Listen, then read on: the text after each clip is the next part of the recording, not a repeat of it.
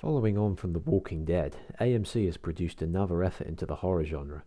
Put Master and Commander and The Thing together and you get The Terror, an adaptation of the 2007 novel by Dan Simmons. Set in the 1840s at the height of British power, the 10-episode series charts the doomed expedition to find the Northwest Passage. Led by Captain Sir John Franklin and Captain Francis Crozier, the two ships HMS Erebus and HMS Terror search for a route from the Arctic Ocean through to the Pacific, an ideal trade route for the Empire. Of course, things don't go according to plan as the ships become stranded in the ice, but that's only the beginning. Something else is lurking in the wastes, brutally killing off the crew one by one.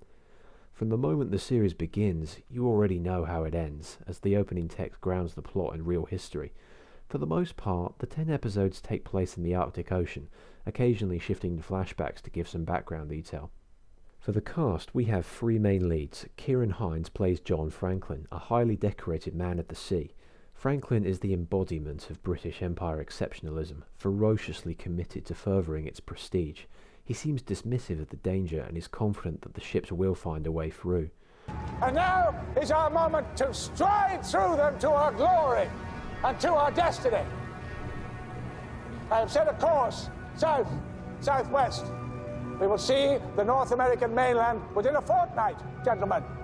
We must now begin our last and best efforts to reach her as we become the greatest Argonauts of our age. On the other hand, we have Jared Harris as Francis Crozier, who is more level-headed and pragmatic in his leadership.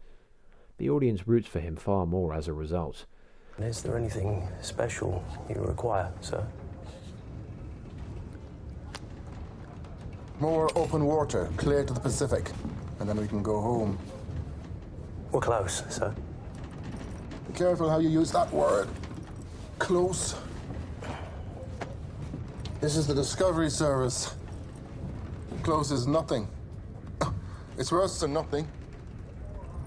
Then, somewhere in between the two, there's Tobias Menzies as Commander James Fitzjames. All three performances drive the narrative along brilliantly, and so too do the side characters. The sailors encounter the Inuit people at several points, and the interactions they have are both intriguing and ominous. Naugli inokartiti. Ilingni ikayo Roma yuawu.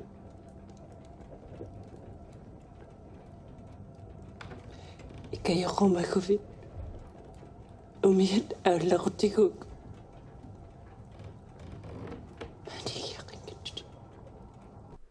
The Terror does three things brilliantly. 1. Create a foreboding, suspenseful atmosphere. 2. Firmly committing to authenticity. And 3. Breaking down the characters amid a worsening situation. The Terror is an unrelentingly bleak story about individuals pushed to their limits against the elements. At first, the series sucks you into the frosty environment, emphasizing how difficult it was for the ships to overcome the frigid labyrinth. The seemingly endless wasteland that stretches out before the vessels is beautifully crafted through a combination of sets and video effects. This identity carries into the opening credits as well, where a grim piano piece plays over the main characters being rubbed out by the cold. There's a feeling of impending doom that hangs over every episode, and this only heightens the creep factor.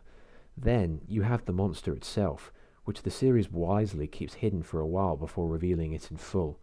The suspense comes not from knowing how the expedition will end, but from the specific details that led to the crew's demise.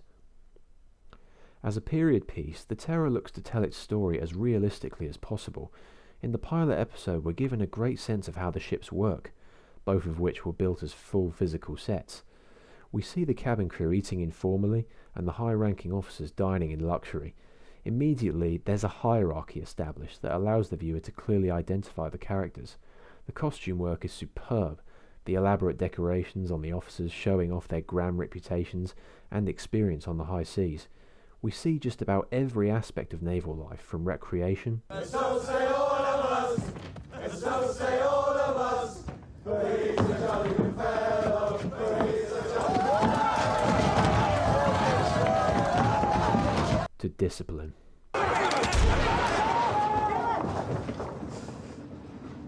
Everyone on their knees right now! On your knees!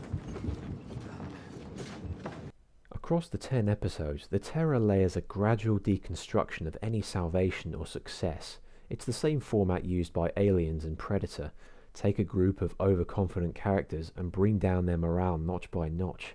Despite being the best of the best and using the most advanced naval vessels of the time, the expedition runs into setback after setback, eventually giving way to disaster.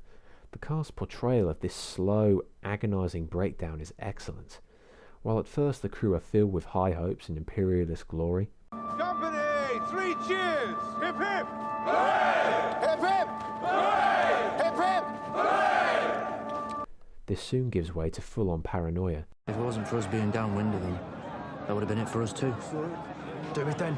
Crosshair and half as well. Listen, we brought her here to be questioned by the captain. Now let us go down. These sailors grow horrified as the series goes on, and that is the Terror's most engaging hook. The disastrous journey shatters the myth that the British Empire was invincible. The real-life Sir John Franklin, for example, had put almost 50 years of service into the Royal Navy, but he wasn't prepared for the desolate wastes of the Arctic. This flashback in a grand British theatre is especially ironic. We see all the splendour and medals on the officers' greatcoats, and the play on show portrays them as fearless heroes, carving out England's destiny out at sea. Of course, when you're in the frozen wastes, all of this is rendered useless. I highly recommend The Terror. It's a true hidden gem of a series. There are very few problems with it outside of the large number of seafarers to keep track of. Without spoiling anything, the second half of the season does lose some of its creepiness as the crew transitions into a different environment. Over here in the UK, it was broadcasted exclusively to BT customers, but I managed to find a digital set on Amazon for £16. If you haven't already, make sure to seek this one out. My final rating, 4.5 out of 5 stars.